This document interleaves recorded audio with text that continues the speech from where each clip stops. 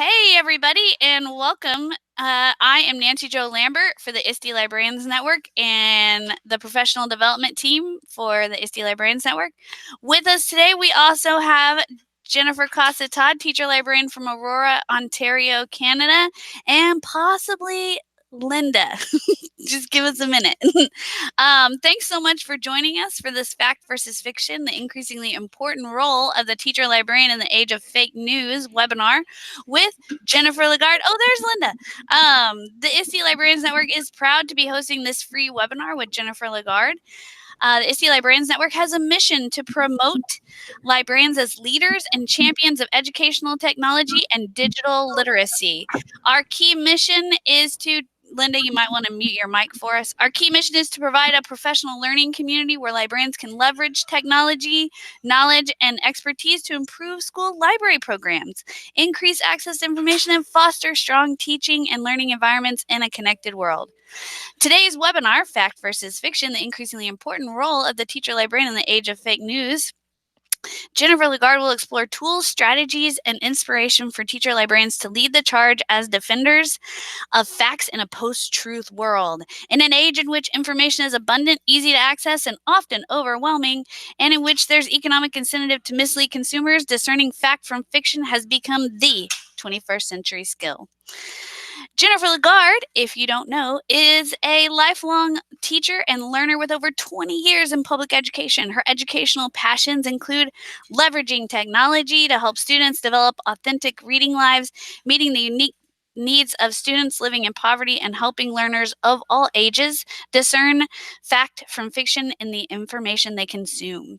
A huge fan of YA literature, Jennifer currently lives, works, reads, and drinks a lot of coffee in Olympia, Washington. Follow her adventures at librarygirl.net or on Twitter at Jennifer Lagarde.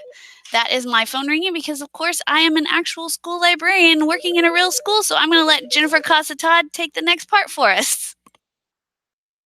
I don't know what the next part is. So Jennifer, why don't we get started with you? What I would say, however, is that you can follow us on Twitter using the hashtag ISTELib. And if you are watching us in the YouTube live, that you can participate. Some of you are already there and introducing yourselves, which is fantastic. But you can certainly participate by asking your questions in the chat. So without further ado, Jennifer, please take it away. Hi, everyone. Thank you so much for having me today. I'm really excited about this webinar and being able to connect with all of you. I graduated from the Joyce Valenza School of Professional Development. And so what that means is I have about 3 hours worth of material ready for our 45 to 50 minutes together. So we're going to get through as much of this as we can today. And then hopefully the slide deck, which I'm going to share with you here, will turn out to be a resource that you can then go back to. So I won't be able to see you all as I'm presenting, but Jennifer or Nancy or Linda, could one of you just let me know that you can see my screen?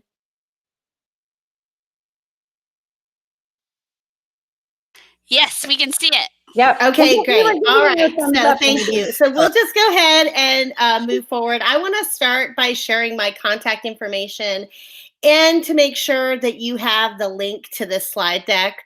One of the great joys of being able to do this work is that I feel like every time I do a workshop like this, whether it's online or in person, then my posse grows. All the folks that I'm connected with, you all just become a part of my network, and it's just such a wonderful, joyful thing to me. So if I can be of help to you after the fact, if after this webinar you have questions or I can support your work in some way, do not hesitate to reach out to me via any of the channels that you see there.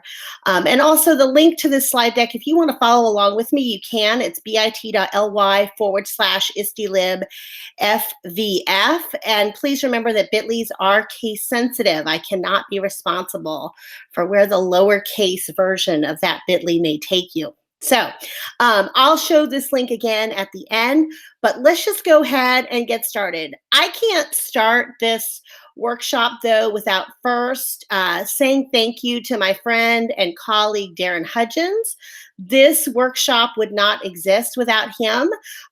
Several years ago, I walked into a session at the North Carolina Technology and Education Conference that was attended by me and like 7 other people. But I often say it was the very best workshop in that entire conference. It was a session on the idea of fake news and what educators can do to combat it. And walking into that workshop changed my life.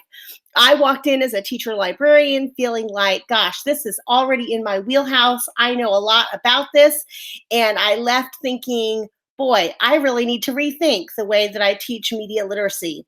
And that nugget of information, the idea that what I thought I knew, I didn't really know, stuck with me and led me down a journey to where we are today, where I've had the pleasure to co-author a book with Darren called Fact versus Fiction, Teaching Critical Thinking Skills in the Age of Fake News.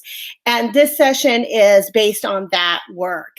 As a matter of fact, I love to show this picture. A couple of years ago, I moved across country from North Carolina to Washington State, and the cab of our U-Haul truck became my mobile office for the week that we traveled across country. That is when I got the email from ISTE asking if I would be interested in writing a book. And when I messaged Darren directly from the cab of that U-Haul, in the very moments that this photo was taken somewhere in the middle of the United States, where I said, hey, Darren, want to write a book? And he loves to say that he said, I'm honored. Are you sure with me? But really his response was something I probably cannot say publicly in a webinar. But I'm so glad that he decided to do it because it has been an important journey for me. That being said, I always begin these sessions with a disclaimer. It's kind of impossible to talk about the idea of fake news and media literacy in 2019 without hitting on some touchy subjects. And of course, I'm an adult woman living in the United States in the year 2019, so I have political opinions, but I promise you, this webinar is not about those. It doesn't matter who I voted for. It doesn't matter who you voted for. I think we all have to agree that what really matters is that we base our opinions on fact rather than on information that has been created to deceive us. So I hope we're all here for some of the same reasons, that no matter what our personal ideology might be, that we agree that being able to come together around this idea that facts matter and that truth is incredibly important and that truth is what should underpin all of our learning and all of our instruction around media literacy. This should be our guiding principle for this work. So if we talk about things that you find personally triggering during this session, that's okay. If you feel triggered and you feel like you have to leave, that's all right too. But know that this is really about the pursuit of truth and nothing else. And I hope you'll stick with me so that we can go forward as warriors for truth after this session is over. If you've ever been in a session with me, you know I love to begin with this quote because I think it is so, so true. I could spend like a whole workshop just talking about the consequences of losing our why, about all the reasons we all went into this work and the folks that we know in our own districts who have lost, track of their why and in those ways have lost their way. So I like to start all of my sessions with this quote and with just taking a minute or two to unpack my own why this work matters to me, why I would spend time developing a session on it, why I would spend almost 2 years of my life writing a book about it. Does this matter? And hopefully in sharing that, then you can think about and unpack your own whys. Some of the whys around this work began in 2016 when the Stanford History Education Group released a report that was highly publicized and that I'm sure many of you saw. Basically, they worked with 8,000 plus students, middle and high school students across the United States, across 12 states, as a matter of fact. They surveyed kids from all different kinds of schools with different demographic makeups, with different socioeconomic makeups, and they basically just tried in a few short assessment questions to determine how good our kids were at determining real information from from fictional information or false information online. And the headlines surrounding the results of their survey often contained words like shocking and bleak, because what they found is that roughly 80% or so of students that they surveyed, of the over 8,000 students they surveyed in 12 states across the United States, could not determine advertisement from editorial content from. They couldn't determine when an image had been altered. They didn't know how to find out whether or not an organization was commercial in intent or whether or not it was journalistic, etc. What they found was what we as educators probably already knew, that our kids' ability to discern fact from fiction in online resources was pretty bleak. What was not published as much, but what some of the creators of the survey from Stanford released also, was that they did some of the same work with teachers and educators who worked with these kids in these 12 states, and they didn't do much better. If it was like 86% could not determine fact versus fiction among the students, the percentage for educators was something like 59% could not. So it's not super shocking that our kids can't determine what's real and what isn't online, when many of us cannot do it either.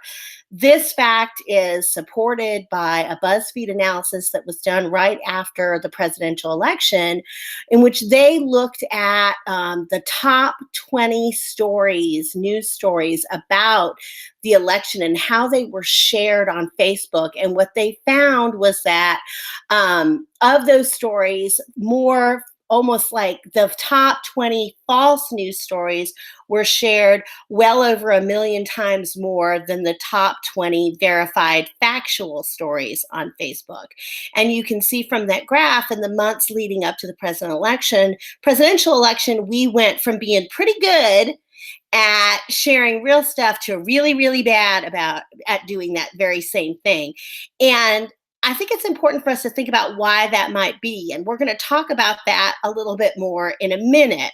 But in general, what was really, really important to me, or what I found really motivating, was this idea that, gosh, we are bad at this. And the fact that we are bad at this has some really, really significant consequences, not just for kids in school, but well beyond that, in terms of our physical well-being, our emotional well-being as human beings, and then, of course, just as in the United States in particular, in our democracy. So I like to follow that up then with a poll that was done by Pew just recently that I think really relates to this idea of adults being unable or being really bad at determining what's real and what is fake in the news online. This particular poll by Pew asked adults in the United States to do one simple thing, and that was to see if they could identify among 10 statements which 5 were fact and which 5 were opinion. That's it. That's all they had to do. 10 statements, 5 are fact, 5 are opinion. And of the thousands of people who replied to this poll, you can see that only 26% of adults were able to determine or identify all 5 of the factual statements, and only 35% were able to identify all 5 of the opinion statements. And if you have looked at this poll, which by the way is still available, and I think is a really great resource to use with kids, and I would say middle school or above. But if you look at this poll, what's interesting about the statements is that all of them are highly politically charged. And this matters because when emotions get involved, when a statement relates to a deeply entrenched belief, all of our ability to determine fact from fiction sort of flies out the window. And this to me strongly relates to that previous graph that I showed about how, as we got closer and closer to the election and emotions were running high around the candidates and the issues that we cared about, the less able we were on social media to sort out what was real and what wasn't. And the more willing we were to share things that turned out to be false. So this is an important resource. I would go ahead and take it myself if I were you. I guarantee as a librarian, you'll do better than 26%, but there's lots of interesting conversation to be had around the why of this afterwards. Another why for me revolves around the words of Dr. David Lankes, who is, of course, a hero of mine and no doubt a hero of many of yours. He says that librarians are not neutral. Librarians must be constant advocates for what should be. And so that empowers this work for me because sometimes it is tough to go into a room where you know everyone has very strong beliefs and challenge those beliefs on behalf of what is right and on behalf of what is true so that our learners, our students can be better than we are and have been at doing this. That can be tough because I don't know about you, I'm not a confrontational person. You know, it's sometimes it's hard to have those conversations with people. But as librarians, we have to be constant advocates for what should be. We have to lead the charge, partly because as librarians, information, the evaluation of information literacy has always been in our wheelhouse, but also because as librarians, we have, I think, an opportunity and an obligation to address this in a cross-curricular way. And we're going to talk about that a little bit more later. So let's get into some of the heart of this. I think part of what motivated me too, and has probably motivated you all, is that over the last several years, just the term fake news has become ubiquitous. We hear it all the time. The 2017 was the year it was added to the Oxford English Dictionary. And in that year, they recorded a 365% increase in the use of it online, which is huge. I mean, you can't, there's an old Southern saying, you can't swing a dead cat without hitting blank. While I'm not advocating that anyone swings dead cats, I would say that it applies to the idea of the term fake news becoming ubiquitous in our lexicon. We hear it all the time, to the point now where it's almost become something that's not shocking. Every time that we hear it, it's easier and easier to dismiss, which I think presents its own danger. I think as librarians, we have a real obligation to discontinue the use of the term fake news. I love this tweet from Tim Dickinson, who's a journalist with Rolling Stone. He says, fake news is lazy language. Be specific. What do you mean when you say fake news? We have the ability as librarians to help our students and our teachers create far more compelling arguments around why a story might be suspect when we arm them with language that is more specific than simply it's fake or it's real. Plus, if you've done any work around this, you know that the creators of fake news stories have become really, really adept at creating information that's sort of partially true and partially not true. And that's in response to websites that have become fact checkers and that rate news stories or rate speeches, etc., in terms of how accurate they are. No news story wants to be rated, entirely false or liar, liar, pants on Fire as one of the fact checkers will rate stories. So therefore, they often sprinkle in partially true information. So when we arm our kids with some vocabulary that helps them be more specific in identifying what's real and what isn't, then we take the politics out of labeling a story as being suspect or not. When we label something fake news, nowadays I would add a letter E to Tim's tweets, because many people use the term fake news to actually mean this, to mean anything that does not confirm our own biases. And we're going to talk more about this idea of confirmation bias later. And in fact, Darren and I spend a great deal of time unpacking that in the book. But as educators, it's really important that we think about what our own biases might be, and also about how can we help our kids and our colleagues recognize what might be a bias for them. And it doesn't have to be a political bias. It can be around what we find comforting, about what we enjoy, about what things sort of trigger an emotional response for us. And how can we use that information to help them be better at this digital detective work that is required in order to be a online consumer in 2019. My friend Lynn Bryant created a wonderful quiz around news literacy vocabulary, and he actually shared that quiz and a Kahoot and the answer key, etc. And we love to include this in our presentations just because it's a thing that you can take and change and adapt for your kids if you want to. So the link is there in the presentation. If we were there together in a room, an activity that I often do with adults, and that I encourage adults to do with kids, is to make a human word web around some of the vocabulary that exists around fake news. And I'm not going to spend a lot of time explaining this activity because there's a link in the presentation where you can explore it yourself.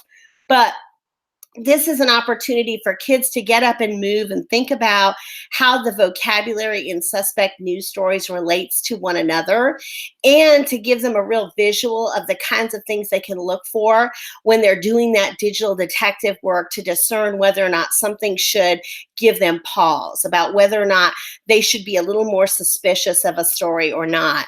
And that link is in the presentation as well for you to explore on your own. And, in part of thinking about that and thinking about what vocabulary we should empower ourselves and our students and colleagues with in understanding fake news, we have to think about, I think, that's where we get our news now, because that has changed.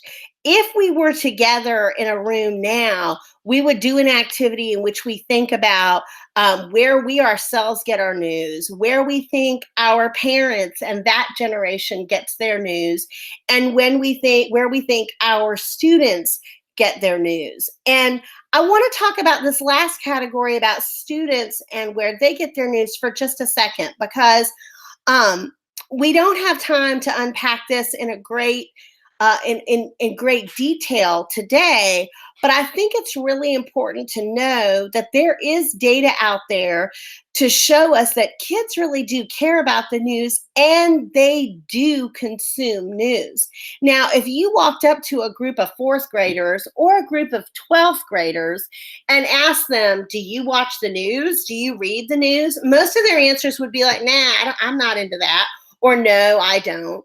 But if you ask them other questions, like around a topical news story of the day, something that has happened in the last few days, if you ask them if they know about that, their answers change to yes, I do know about that. And then if you ask them how, that's where you start finding out how students get their news. And we're going to talk about that just a little bit more later on in the presentation. But how we get news now should have huge implications for us in the library in terms of how we attack media literacy with our kids.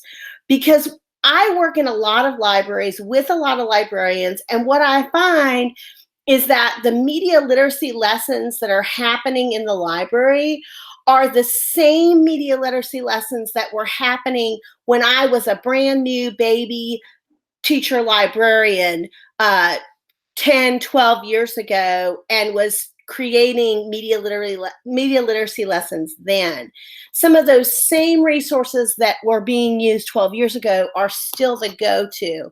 And it's not that those resources are bad, it's just that we have to ask ourselves, do they still apply to the way that our kids get news now? So let's talk about that just a little bit.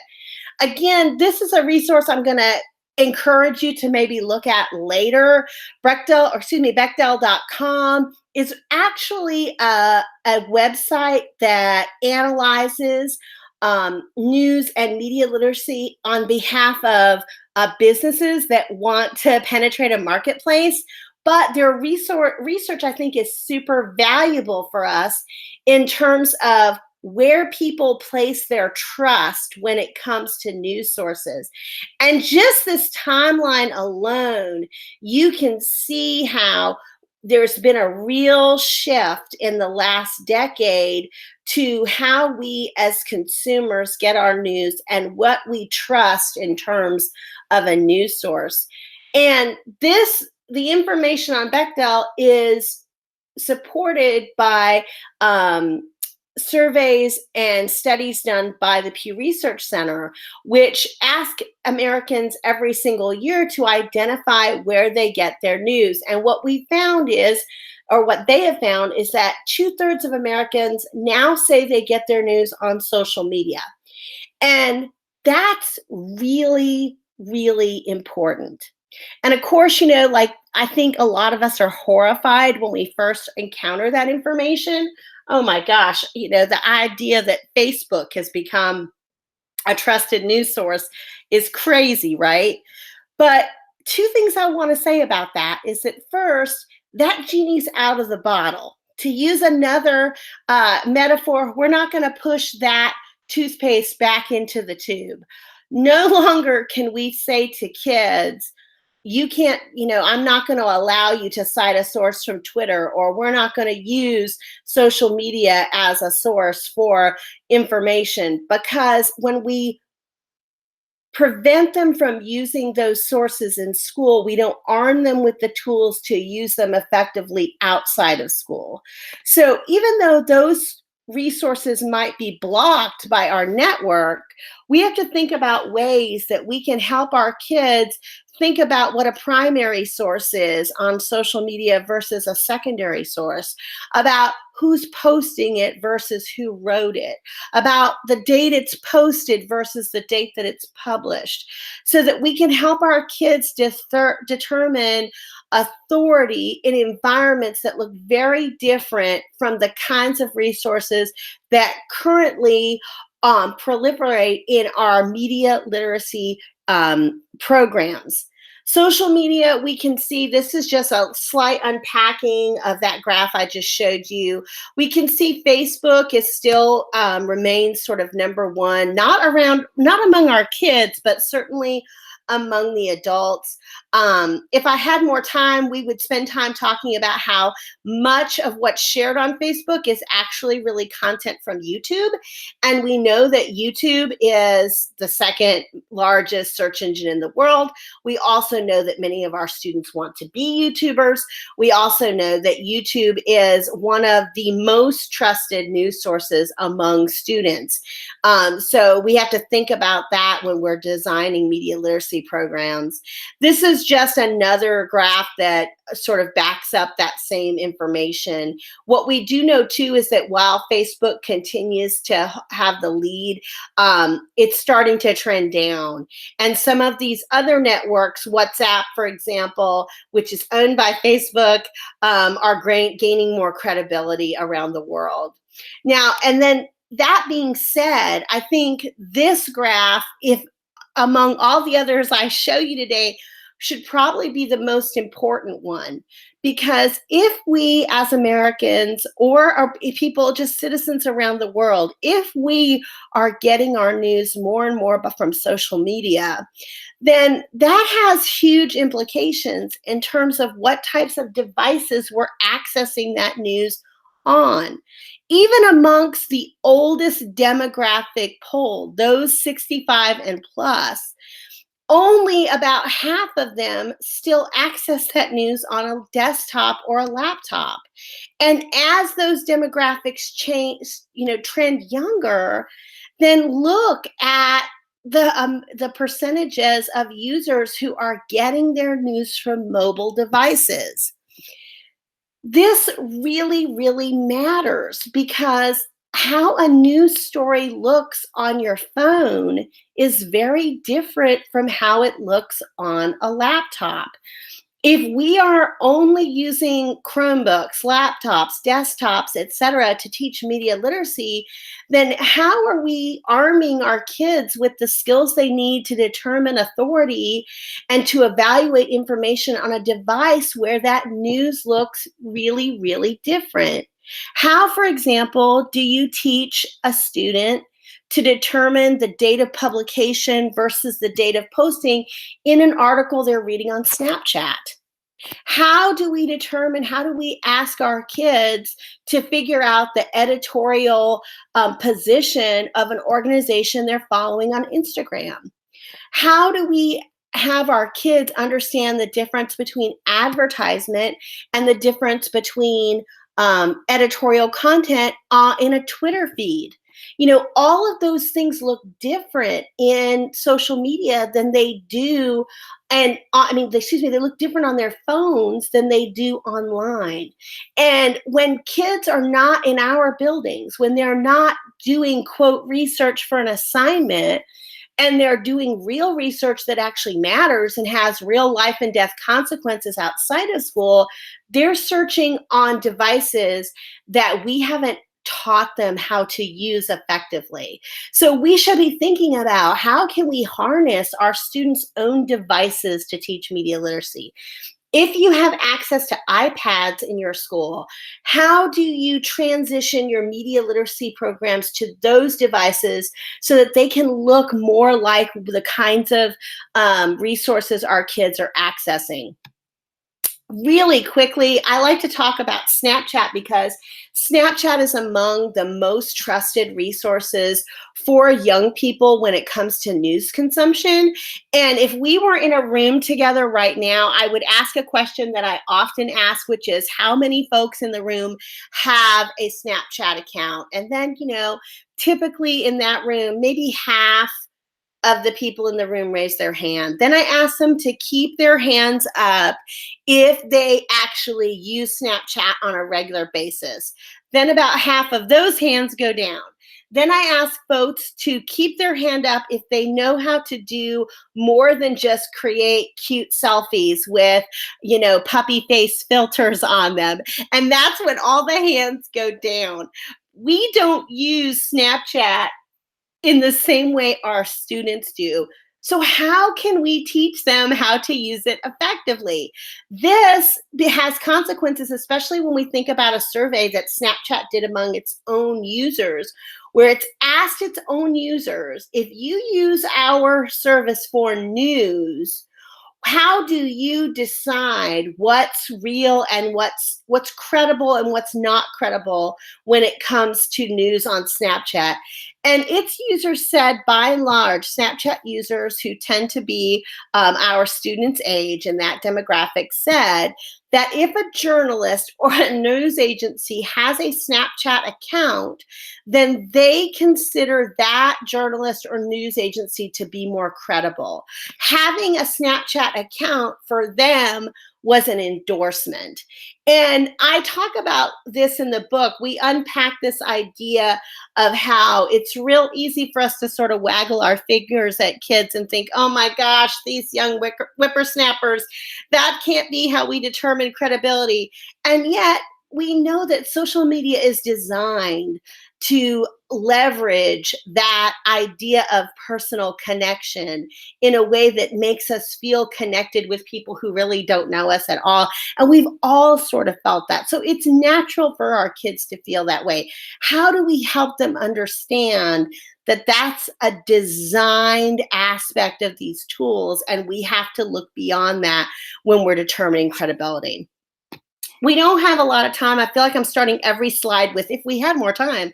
But I do think it's important for us to just touch on the idea that this is not a modern problem. As much as it has come to the forefront of our thinking in the last couple of years, as long as there's been a media in existence, as long as we've had a populace to manipulate, there have been people who have used the media to manipulate the populace.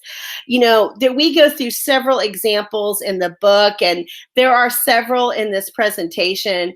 But what's really important for us to understand is that the problem is not new, it's the tools that are. We have always used the media to further agendas. Politicians, people in power have always used information to try to manipulate people. That has always been the case.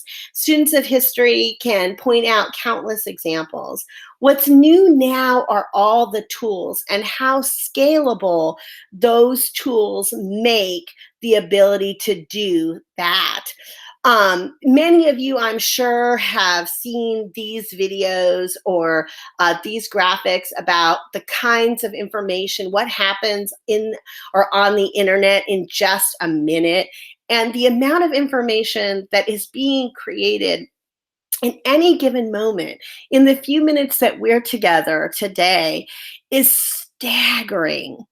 And so and there's been studies, when we share information that is false, it's just within the blink of an eye, it becomes accessible to hundreds, thousands, millions of people.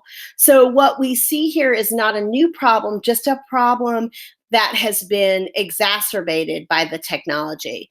Here's an example that we love to share. This is an image, a series of images that were collected after Harrison Ford did an interview on Reddit. Only one of these images is real.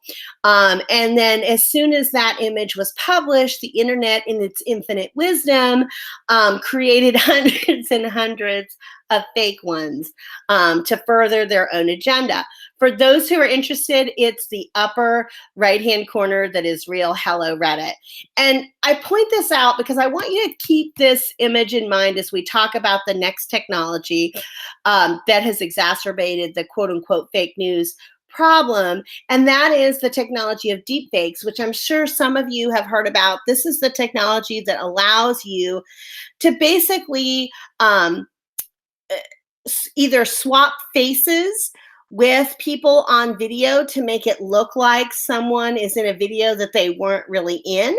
Or some of the deepfake technology allows you to record the vocal cadences of someone, and with just a very few minutes of vocal recording, you can then type out what you wish that person had said and create an audio file that sounds exactly like them saying it, which then, of course, can be attached to a video. When this technology first was kind of released into the public in 2016, a very famous set of videos of President Obama were used to demonstrate it, where they just basically took one speech of President Obama's and implanted it into another video of President Obama. So while in that example, he really did say what was being said, he didn't say it in that context. So that being said, right now it's like you think about, my goodness, you know, this technology, deepfake technology, isn't widely available yet, in so much as you and I can't get onto our phones and simply create a deepfake video. But it wasn't that long ago, y'all, when we could not. It took special magicians who had knowledge of complicated software like Photoshop to edit pictures like this. Now we can all do that on our phones in the blink of an eye. How long will it be before we are able to do deepfakes? Even since the time that Darren and I published Fact versus Fiction, the book, new YouTube channels have been created teaching folks how to do deep fakes. That is, again, a technology that is out of the bag. When we do face-to-face workshops with folks, one of the things we often do is while one of us is talking, the other person goes around and takes pictures of people in the presentation who are in this a session with us. And then we add those people, we remove the background of their photo right there in front of them using the website Remove BG and put them in different locations.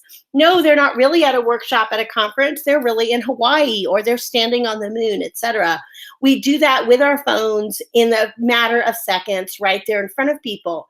So while this might seem like really far away technology, it won't be long before it's available to all of us, which, I understand maybe makes you feel hopeless about what we're up against. But really, the lesson there, I think, is that we can't focus on the technology as being the problem or on keeping kids from having access to certain technology. We have to focus on skills that will help them determine what's real, what's biased, what isn't, regardless of what the technology does. Now, again, if we had more time, I love to show this video. I'm not going to show it today because we really only have a few minutes left. But this is an awesome tool for you to use for your own students. This is a video that basically unpacks the fake news industry, the entire economy that's been built in Eastern Europe amongst especially young entrepreneurs who are making millionaire salaries doing nothing but creating fake news stories to fool Americans. And my goodness, one of the things that I found meaningful, I've worked with this video with middle school students before, and we talk a lot about how the video shares the average income in the country where this particular fake news creator lives. And we talk about how there's kind of a moral relativism about, gosh, yes, it is wrong to create stories that are lies, but in a country where half of the people are unemployed and the average income is under $4,000 a year, and you have the opportunity to make well over $100,000 in a year and feed your family, what would you do? At the end of the video, the person who's being interviewed says, I'm not responsible for what happens as a result of these fake news stories. The American people are responsible because they don't take news literacy seriously. That video is a great motivator for kids.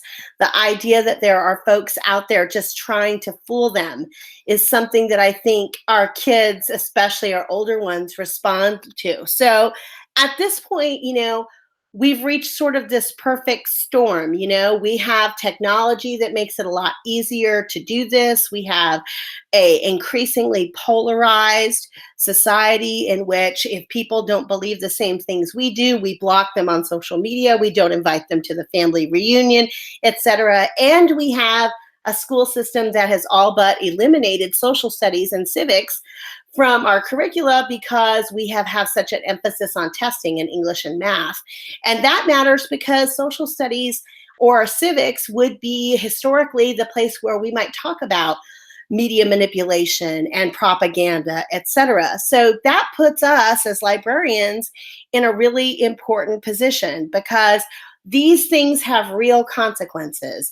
They disrupt our lives. They disrupt our health, our decisions, and our democracy. And so I imagine some of you are probably thinking, this is the most depressing session ever. And I think it's important for us to unpack all of that because I think there really is a moral imperative around this work.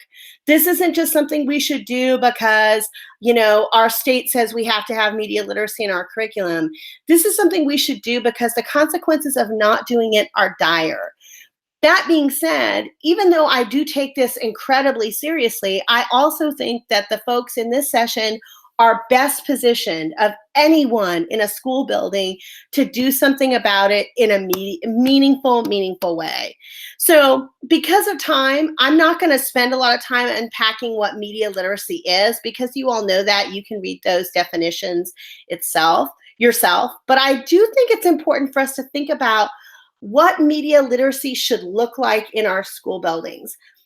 I want to be clear. I absolutely do not think it should look like setting kids in front of a device to complete modules from Common Sense Media or some other online resource.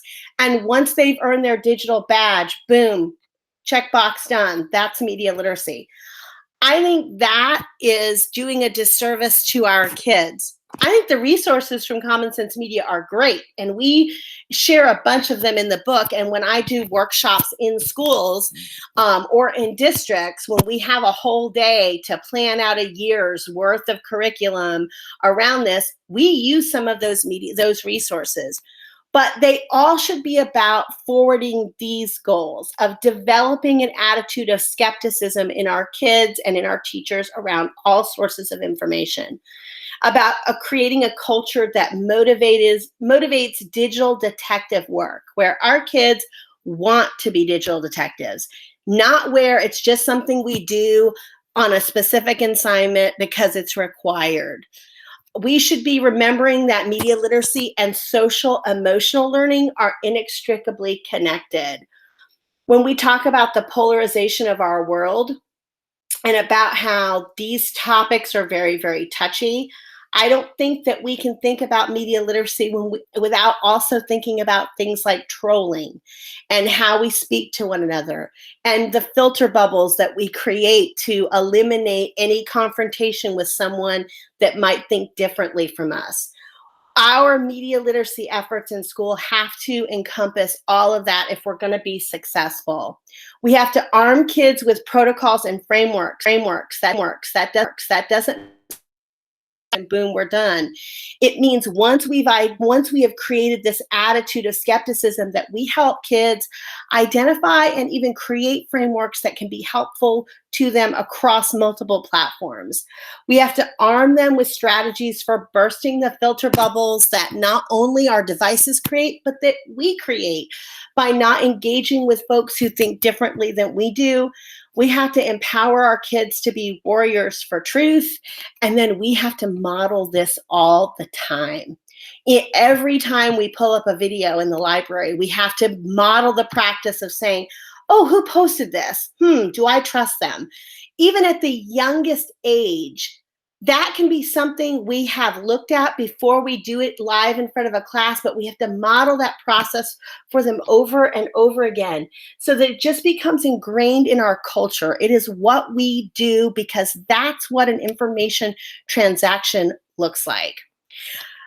This is not an interactive session, but if it was, in the book, we spend a lot of time looking at what news stories look like on a mobile device, which I've already told you I think is an imperative, is something we absolutely have to do as we move forward in thinking about media literacy in the 21st century.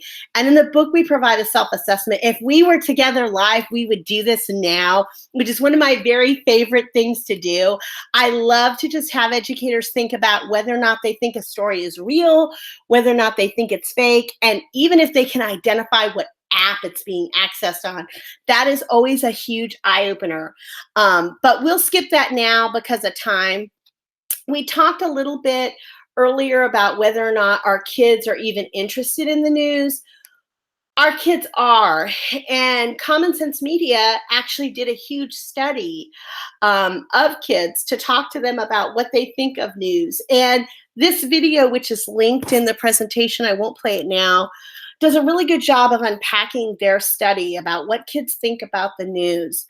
Also, the James L. Knight Foundation did a similar study amongst kids, and one of the stories from that study that stood out to me was about how was a story from a girl who talked about how one of the first things she did in the morning was check her phone because her phone was her alarm clock. And, I can relate to that. My phone's my alarm clock too. I bet many of you all have the same or face the same scenario in the morning. Your alarm goes off, you hit the snooze button, or you turn it off, and that alarm clock is actually your phone.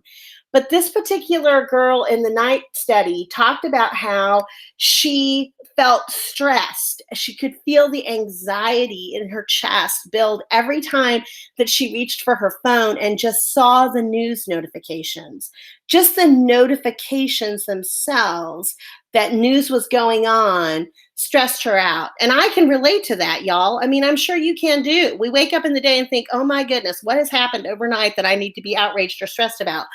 And I think that's an important lesson for us. How do we even teach kids how to manage notifications? How do we teach kids how to make sure that the notifications they're receiving come from reliable sources that represent a broad array of beliefs? Are we even doing that? These are the things I want us to grapple with. Oftentimes at this point in the session, people will ask, well, how do we even know who to trust? And the thing is, the days of being able to say, well, check the domain and check whether or not, it was published on, a certain date, et cetera, all these sort of protocols, the days of being able to rely on those alone, I think are over. I think protocols like the CRAP test or the 5 C's or any of those others are valuable if they are used in context with other things. One of the things I think we really have to do a better job of is helping our kids understand that news stories are designed to trigger an emotional response. At some point, our society decided we were no longer willing to pay for news. We made the collective decision that information should be free. And that's important because news organizations are not government subsidized. Even though we think about the right to a free and fair press, as an independent press, as being something sort of ingrained in our rights as Americans, we have to remember that news agencies are commercial enterprises. And when we decided we were no longer going to pay for information, then that meant that those news agencies had to then change the way they deliver news to compete with the folks that are bloggers, citizen journalists, fake news purveyors, et cetera, by using some of the same strategies like clickbait, et cetera, to get us to read. We might not pay any more for a subscription, but we pay every time by having to click off all those pop-up ads. We pay every time we allow a website to track the cookies on our computers. We may not pay with a subscription, but we pay in another way. And so we have to remember that if we have an emotional reaction to a news story, that's intentional. And that emotional response should be a red flag for us to slow down and do some more verification, to think about who wants us to be outraged, who wants us to be sad, who wants us to be joyful, and how can we make sure that those emotions are really warranted. So I would like to end, and we are wrapping up here, by sharing some resources. There's a few here. There are many, many, many, many, many, many more in the book. But a couple that I think is important to share because, I always post this article about how in Taiwan they've developed a national curricula around media literacy. In the United States, we don't have that. But we do have lots of people who are sharing the work that they're doing. I love to share this web comic from the Oatmeal, which is an actual, legit fake news website. It's satire, but it begins around this idea of you're not going to believe what I'm about to tell you. And it talks about and unpacks the idea of how the more of an emotional response we have to a statement, the less likely we are to believe it. And I've included a link link there that's important. It says clean version because there's a grown-up version there that's a lot of fun, but that you definitely wouldn't want to share with kids unless you didn't really value your job. So make sure you go to the clean version one and think about how you can have these conversations with kids. Darren and I did a Twitter chat a couple of months back in which we worked with educators all around the world who were reading fact versus fiction, and we did weekly chats around several chapters. All the archives from those Twitter chats, along with lots of resources that we have collected since the book came out, including lesson plans, etc., are on my website, which you can find right here, that goes directly to the fact versus fiction page. And then, of course, obviously we want you to buy the book. We hope that you will. But even if you don't, we hope that the resources on that webpage will be helpful to you. So we have 4 minutes, I think, left for questions and answers. And I'm going to put up my contact information one more time, along with that URL as I stop sharing, or as I just go down to this so I can see the Hangout. And if there are some questions in the YouTube chat, please, y'all let me know and I'll be happy to answer those. So we do have a question. Thank you so much, Jennifer. We have John who's asking, how do we avoid projecting our own bias on students when asked about what they might have seen on the news? Do you have any strategies for that? Sure. I mean, I think, John, the first thing that's so important is that you understand you do have those biases. And if you can identify them ahead of time as you think about news stories, and even acknowledging them with your kids, then I think that's an important step of modeling that process of saying we all have these biases. If you can be transparent with kids and say, this is my bias, then not only I think will you be then more aware and present and just more able to identify when that might be coming through, but your kids will hold you accountable too. But I think that process of saying, I was with a librarian recently, a middle school librarian who was doing this work with some kids. And he said, as he got to a topic, he's like, I just want to say this particular story I'm going to share triggers me.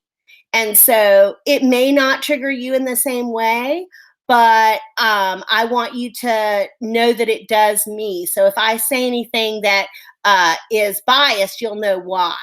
And the kids, responded and said, we could tell that upset you, etc. So being transparent in that way, I think, gives your kids the opportunity to hold you accountable too, which is important.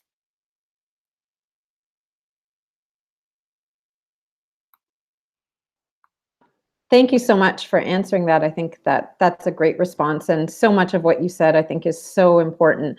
I don't know what's happening. I wish somehow I don't have control of this, but I think instead of being focused on your face, we were focused on mine for some reason. So I apologize. That's okay. I don't know if you could, if there's something on your screen where you can do that.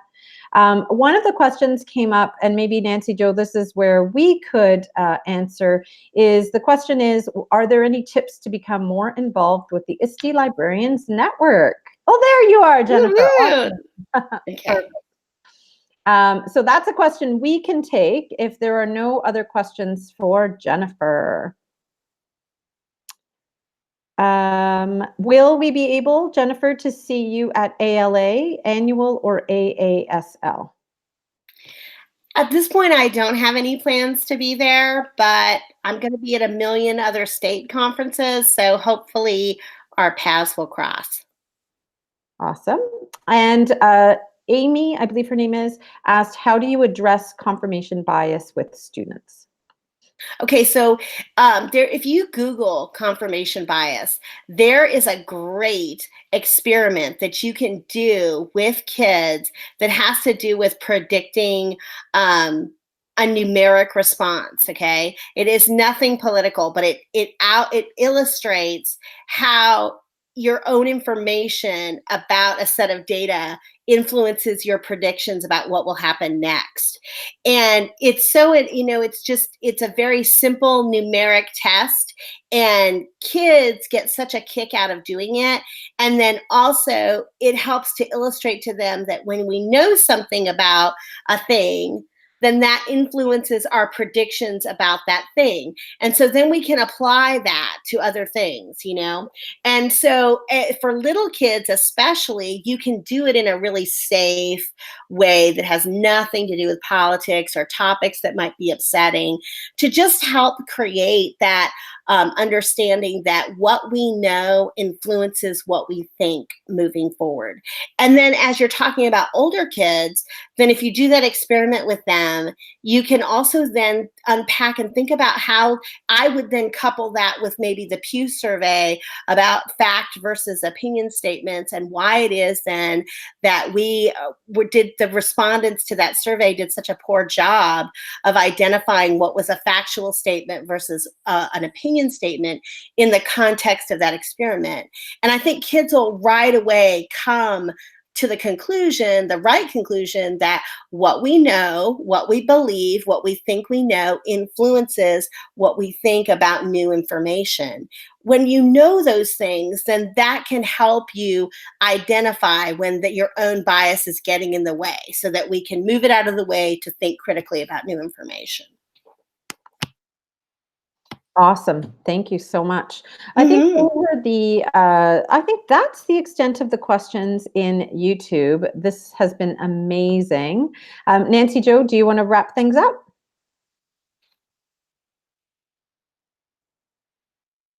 Okay, you're on mute, friend.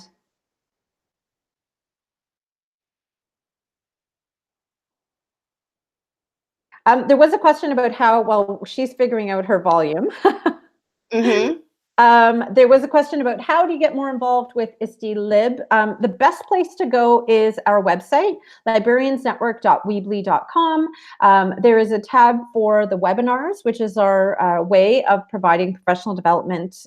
If you have any ideas or you would like to put on a webinar, please do contact us. We would love to have you. I think it's really important that we highlight the amazing work of teacher librarians everywhere and share that. And so our webinar series has been awesome. So Jennifer, thank you for being a part of that.